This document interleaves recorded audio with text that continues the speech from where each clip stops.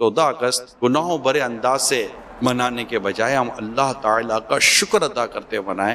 ہمارے یہاں بدقسمتی یہ ہے کہ ہم خوشی کے لمحات کو گناہوں میں گزارنے کا مزاج بنا کر بیٹھے ہوئے ہیں کہ خوشی ہے تو گناہ کرنے۔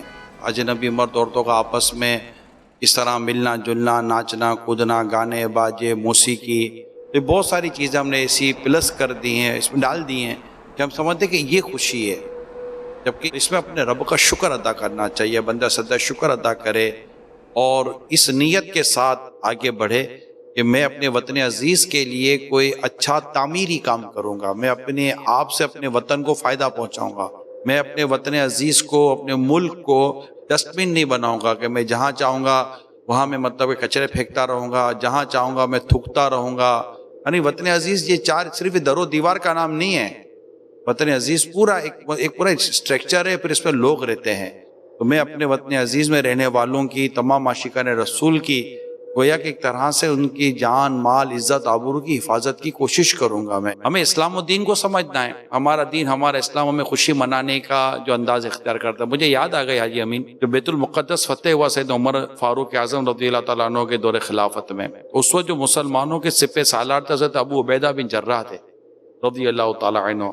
جب یہ بیت المقدس میں داخل ہوئے، فتح ہو گئے، تو آپ نے حضرت ابو عبیدہ بن جراح رضی اللہ تعالیٰ عنہ کو یاد کیا کہ یہ جو ہمیں فتح ہوا اتنا بڑا، تو ہم مطلب کہ آؤ اپنے رب کا شکر ادا کریں۔ اور رب کا شکر ادا کرنے کا طریقہ یہ اختیار کیا کہ آپ دونوں ایک طرف چلے گئے، یعنی لوگ دیکھ رہے ہیں اور آپ دونوں اللہ کے حضور روتے رہے کہ ہم قیامت کے دن کیا ہوئے، آخرت کی پوچھ گچھ، آخرت کی پرسش اور اس طرح کی چیزیں سے خود کو احساس دلانا، اور جو کچھ یہ نعمتیں ملتی ہیں یہ اللہ تعالیٰ کی طرف سے ملتی ہیں۔ اب ہم مطلب ویسے ہی ہم نے اپنے وطن عزیز کے لیے کوئی اتنا کوئی خاص کام تو کیا نہیں ہے، اور سگنل ہم توڑیں گے، گڑھے ہم کھودیں گے، کچرا ہم پھینکیں گے، الیکٹرک کے جو تار ہیں اس پر تھیلیاں ہم ڈالیں گے، کنڈے ہم کھینچیں گے، 100 قسم کے غلط کام تو ہم اپنے یہاں کریں گے۔ پھر ہم کہیں گے یار یہ پتہ نہیں قوم کب سدھرے گی۔ بھائی آپ سدھر جاؤ، قوم بھی سدھر جائے گی۔ بھیا آپ یہ قوم کا ایک فرد ہو، فرد سے معاشرہ بنتا ہے۔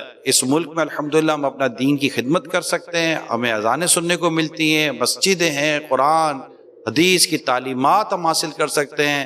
عاشقان رسول کا ایک جمع غفیر آپ کو مطلب عاشقان رسول کا ملک ہے یہ، الحمدللہ رب العالمین۔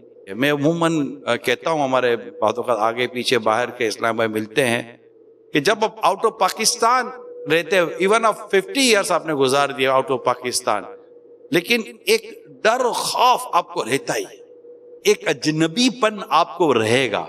میں عموماً کہتا ہوں کہ باہر کی ڈر و خوف و غلامی کی امیری سے ہمارے یہاں آزادی کی غریبی اچھی۔ آزادی بہت بڑی نعمت ہے، اے طائر لاہوتی اس رزق سے موت اچھی، یہ رزق سے آتی ہو پرواز میں کوتاہی۔ رزق حلال کمائیں، ایمانداری سے کام کریں، دیانتداری سے کام کریں، وقت کی پابندی کے ساتھ کام کریں، تو الحمدللہ ہمارے لیے یہاں بھی راستے بہت ہیں اور ملک کی ترقی کے لیے بھی راستے بہت ہیں۔ 14 اگست جو اس بار ہم یوم آزادی منانے جا رہے ہیں، تو کروڑوں عاشقان رسول اگر یہ ذمہ داری لے لے کہ میں انشاءاللہ میرے وطن عزیز کو میں نیکی کی دعوت عام کروں گا، انشاءاللہ اس طرح نیکی کی دعوت عام کرنے کی برکت سے کرپشن، کرمنل ایکٹیویٹیز، رشوت، جھوٹ، ملاوٹ، بددیانتی، اور یہ جو اربوں ٹن، ایک کیا پتہ نہیں کتنا ٹن دودھ، جو غلط دودھ اور ملاوٹ والا دودھ، مطلب کیا کیا فیک میڈیسن، تو یہ نیکی کی دعوت سے اللہ نے چاہا تو بہت ساری چیزیں دور ہو جائیں گی۔ خوف خدا پیدا ہو جائے گا تو بہت ساری چیزیں دور ہو جائیں گی۔ پلانٹیشن دعوت اسلامی کر رہی ہے، 14 اگست آئے پلانٹیشن کے ذریعے اپنے ملک کو سرسبز و شاداب کریں۔ الحمدللہ بہت کچھ کام ہو رہا ہے۔ اللہ تعالی ہم سب کو اس کی رضا کے مطابق یوم آزادی منانے کی توفیق عطا فرمائے۔